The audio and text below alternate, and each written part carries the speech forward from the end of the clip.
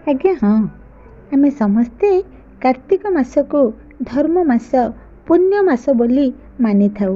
ଏହି ମାସରେ ଚକୁଳିଆ ପଣ୍ଡା ଗୋସେଇଁମାନେ ଦ୍ୱାର ଦ୍ୱାର ବୁଲି ଭିକ୍ଷା ଗ୍ରହଣ କରିଥାନ୍ତି ସତ, ହେଲେ ଭିକ୍ଷା କରିବା ଛଳରେ ଗୀତ ଗାଇ ଗାଇ ଆମମାନଙ୍କୁ ମନେ ପକାଇ ଦେଇଥାନ୍ତି ଆମ ପ୍ରଥା, ଆମ ପରମ୍ପରା ଆଉ ଆମ ସଂସ୍କୃତିକୁ।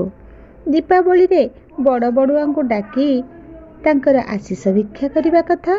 ବ୍ରାହ୍ମ ମୁହୂର୍ତ୍ତରୁ ଶଯ୍ୟା ତ୍ୟାଗ କରି ଶୁଦ୍ଧପୂତ ଭାବରେ ମା ବୃନ୍ଦାବତୀଙ୍କ ନିକଟରେ ବାଲୁଙ୍କା ତୋଳି ରଙ୍ଗ ବେରଙ୍ଗର ମୁରୁଜ ସଜାଇବା କଥା।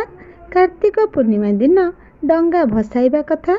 ସତରେ ଧୀରେ ଧୀରେ ବିଲୁପ୍ତ ପ୍ରାୟ ଲୋକଗୀତ ପରମ୍ପରାକୁ ଶିଶୁ ବାଟିକାର କୁନି କୁନି ଶିଶୁ ଭାଇ ଭଉଣୀମାନେ ଉଜ୍ଜୀବିତ କରି ଆମମାନଙ୍କ ସମ୍ମୁଖକୁ ଆଣିଥିବାରୁ ସେମାନଙ୍କୁ ଅନେକ ଅନେକ ଧନ୍ୟବାଦ।